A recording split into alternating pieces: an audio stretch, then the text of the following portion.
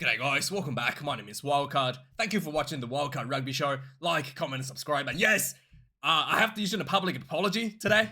Last week, I made fun of this article and claiming it to be Northern Hemisphere propaganda, right? Apparently, some of you guys told me, Mr. Johnny Ferguson here, he's actually an Aussie.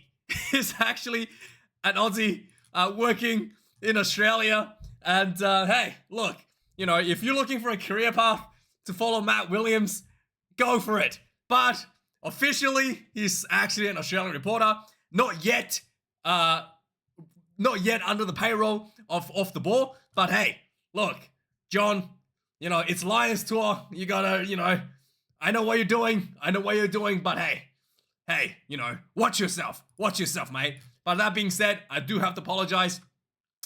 It was indeed an Australian who wrote the article. Let's move on. Okay, let's look at some actual Lions statistics came out last week. And yeah, this is actually really interesting. Some stats about the makeup of the current Lions tour by Sam Lorna, right? I don't know. I mean, stats can't be biased, can it? So let's have a look at this stats.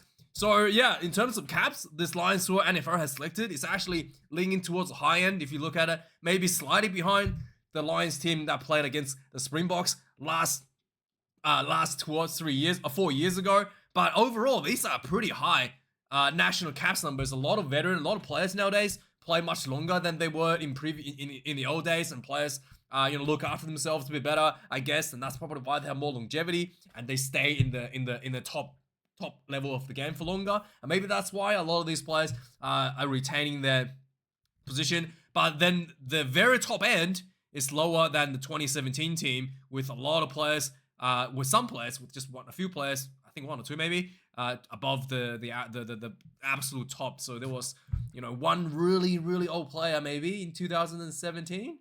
Who was that? Johnny Sexton?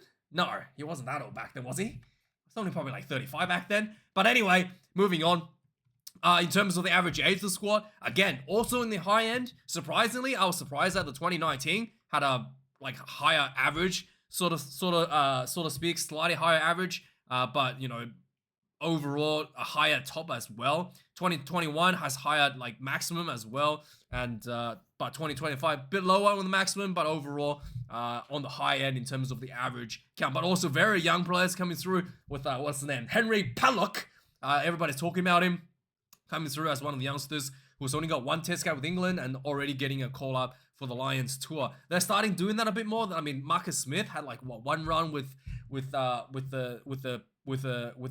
England team, and then he was immediately caught up the Lions tour last tour as well. In the middle of people were really left, and he got caught up, sort of thing. So he's not out of the question for a lot of young. It's not unusual for very young players to get caught up nowadays. But yeah, it is interesting to see that they have this stats, a very wide spread of the age group for the current Lions team. In terms of the squad makeup, fewer England team players has been pretty consistent over the years, but the big difference is the rise in the Irish players. Why is this? It's half cut off. But yeah, the big difference is the rise of the Irish players. I don't know why it's not showing the other half.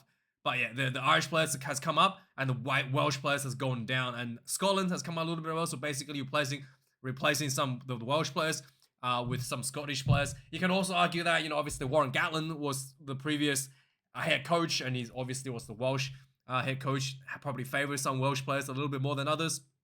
But yeah, definitely a big fall off in favor in terms of the Wales side. You can see here lots of English players in the 2000s, and then dropped off, and then it was the rise of the Welsh, and then kind of now we have the rise of the Irish players heading into the Andy Farrell era, if you might call it. He might run more than one Lions tour, so we could have a bit of a era happening with Andy Farrell if it go well. But I highly doubt it. Right? There's some interesting here as well. Just a minutes play for the forwards. All pretty consistent, except I'm pretty surprised that Andrew Porter is not the highest minutes play. I'm surely he should be way up here, but sorry, that's Jack Morgan. Where's Andrew Porter? I'm surprised that he's not actually oh yeah, no, it is Andrew Porter. Yeah, what am I talking about? Jack Morgan's this guy actually. Yeah, Andrew Porter. Yeah, why is he not way up here? I do not know. But Ben Earl, yeah, so I kind of expect right up there. Ty Furlong, not much game time. Will Stewart, surprisingly, having plateaued in his game time as well. He's probably been injured a little bit, maybe.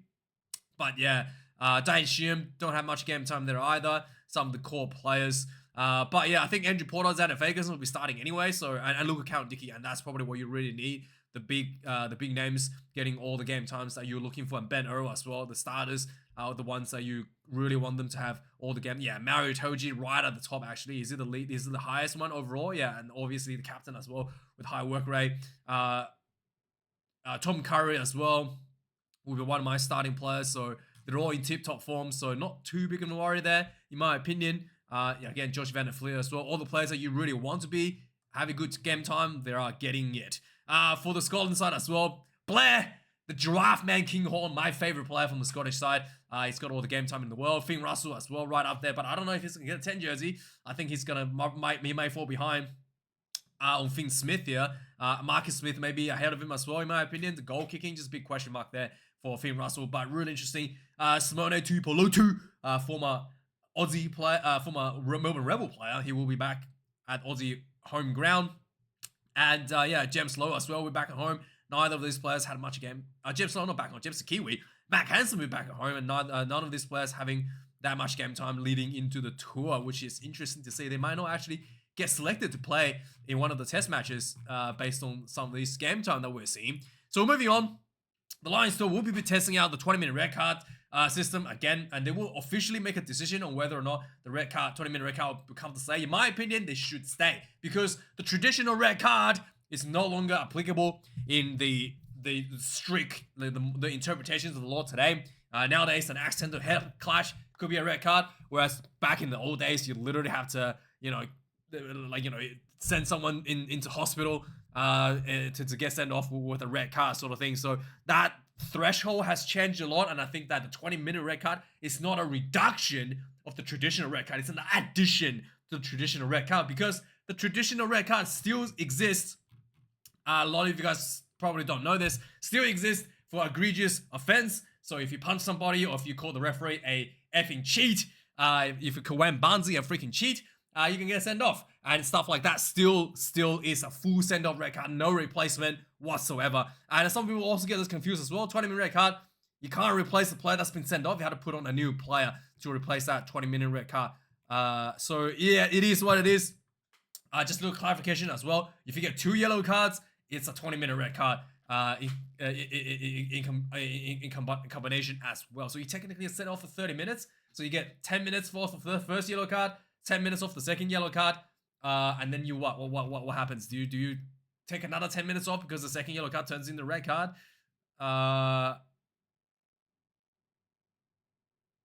Yeah, I'm not too sure. It's not clear. It just says two yellow cards constitute 20 minutes. Do you just add the 2 yellow cards together and take the 20 minutes altogether? I'm not too sure. So you could potentially be off for 30 minutes if you get like 1 yellow, a second yellow card as well. So interesting to see how that's going to work. We'll cross that bridge when we get there in a game.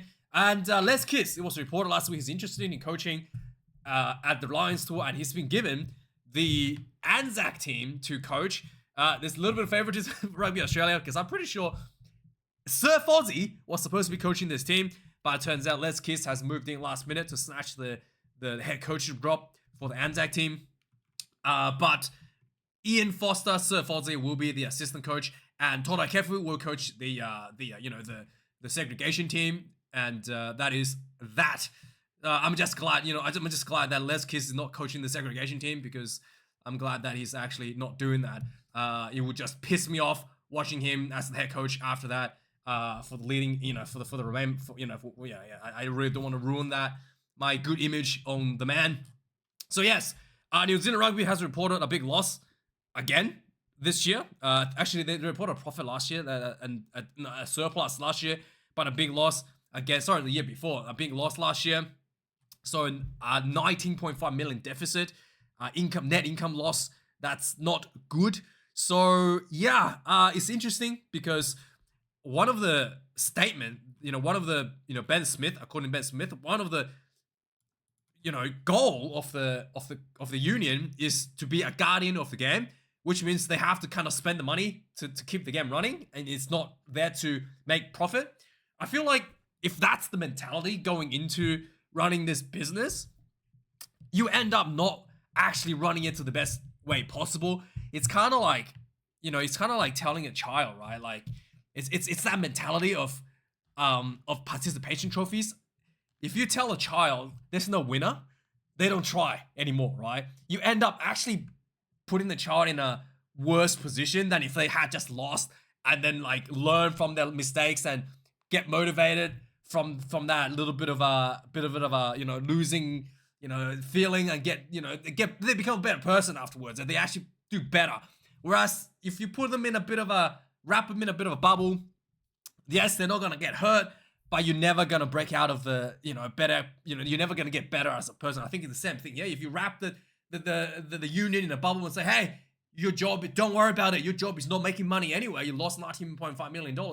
That's not really the right mentality to go about it. I think that it's about not making a loss, but it's about having a sustainable business, because at the current rate of losing 19.5 million New Zealand dollars a year, it's not even a sustainable business.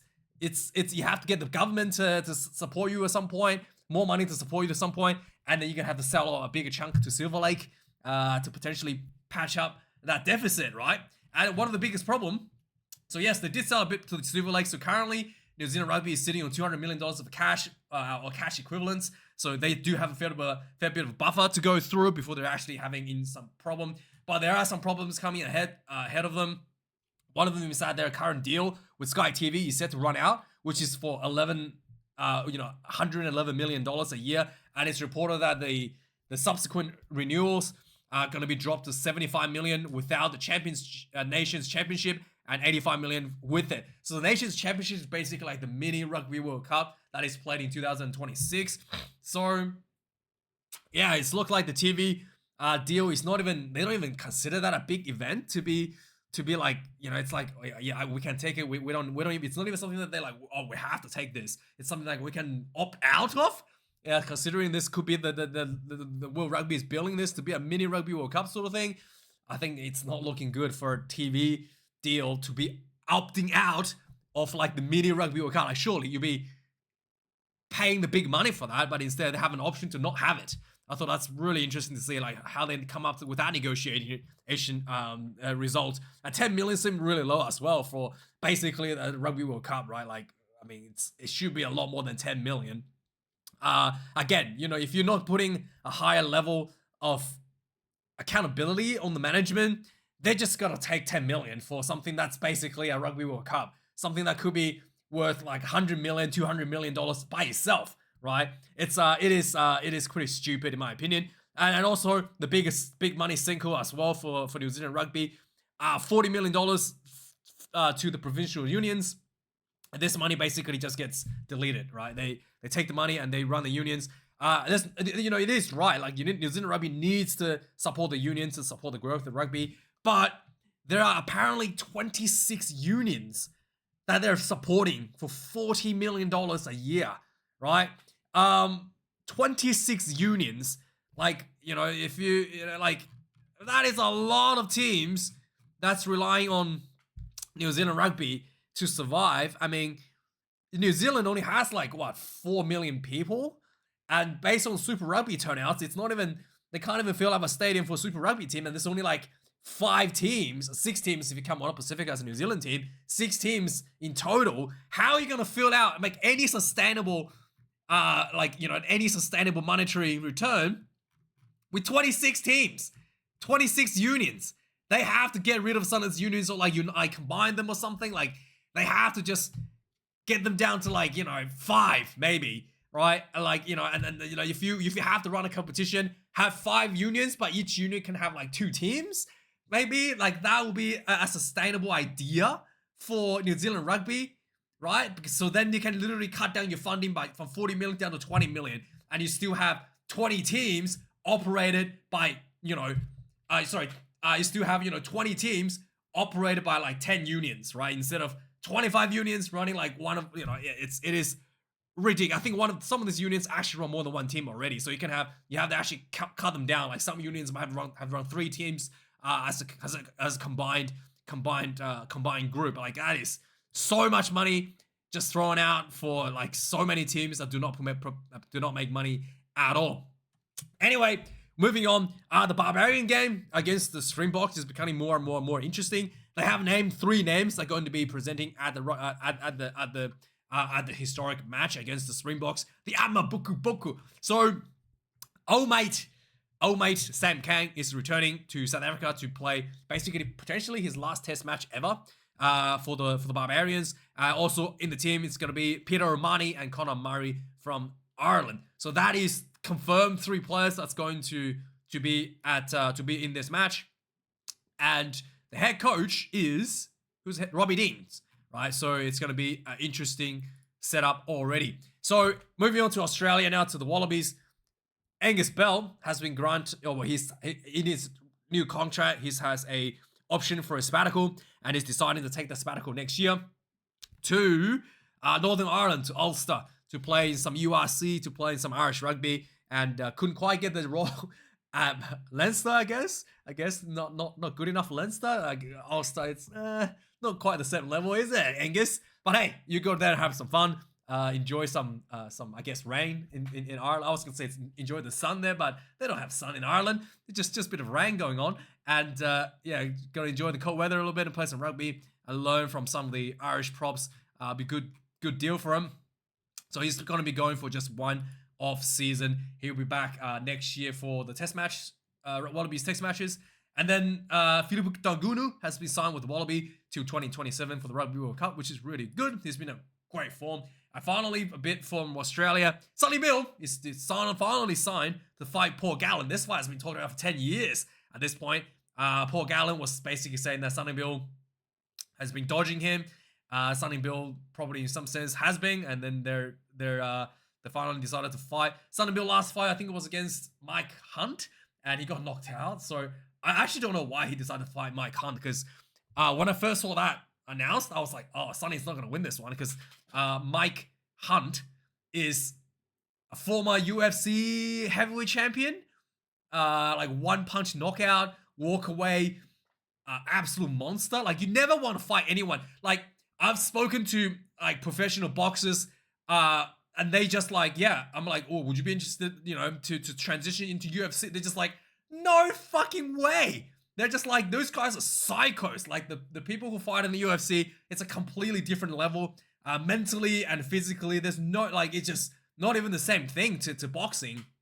For Williams to fight Mike Hunt was a little bit, I thought it was a pretty surprising decision, and I was not surprised at all that he got knocked out by Mike. But it is what it is. Mike Hunt fought Brock Lesnar at UFC 200, a juiced up UFC 200 Brock Lesnar, and that's when I lost hope in UFC, when Brock Lesnar came out juiced up as hell, and I was like, yep, you don't do that to my boy Mike.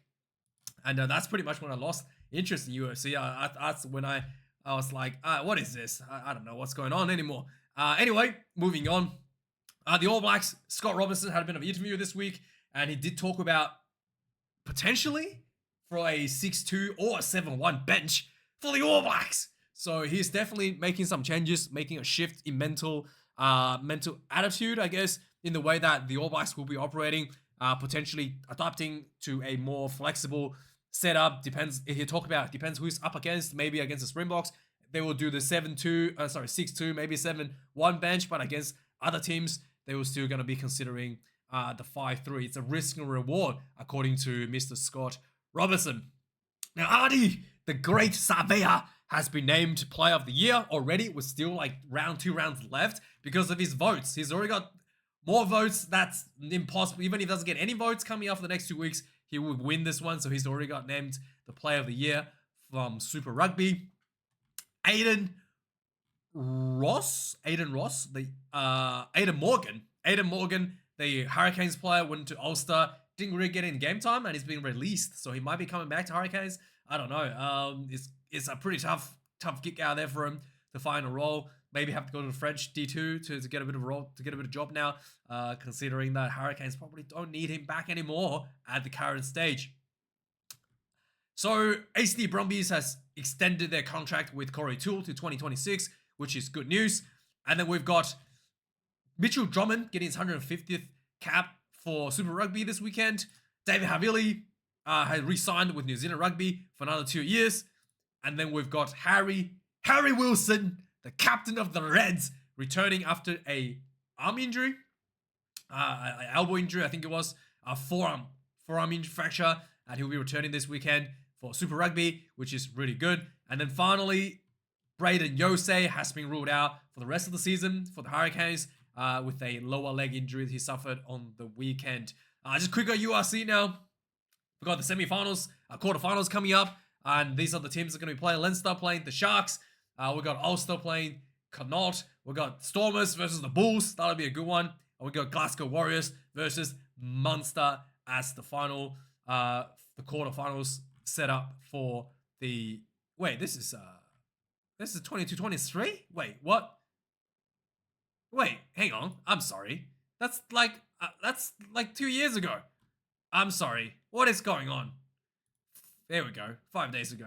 What the hell? Nice one, Google. Thanks for trolling me. Now let's have a look at this one. Okay, we got Glasgow versus Stormers, Bulls versus Edinburgh, Leinster versus Scarlet. Wait, how many are there? Oh yeah, there are 4. We got the Sharks versus Munster. So yeah, it will be interesting. Scarlet's made it to top 8, and yeah. So interesting. Moving on. I've been following the URC, so I don't know. We'll have to wait and see what happens. And that's coming up next weekend as well. So we got Damian Willemse suspended for 2 weeks. High shot red card. The greatest player in the history of the Springboks. This was his first red card, I believe. Is it his first red card? He's had a bit of an injury break, and now he's getting red card. He's just not the same anymore. Not the same. Ever since he broke in his little finger, he's just not the same anymore. Yeah. So Willemse is so he's gonna be a 2 week suspension. He had they reduced it from 6 weeks down to 3, and if he takes tackle school, he'll be out for 2 weeks. And basically, if the Stormers make it into the final, he will be able to play there. But otherwise, he's gonna be looking ahead to the Springboks setup. Now, Antoine Dupont has invested in a rugby team in America. The Los Angeles Rugby Football Club, Los Angeles. So he's invested some money into that through his little investment firm. It must be so much money. He's got an investment firm. And then we've got Mike Brown announcing his retirement officially from all rugby by the end of the season. And England named his July test squad. Still pretty stacked squad. A big return, Fire Wambosu from injury. Has been out for quite a while, but still very stacked squad. George Ford is still here.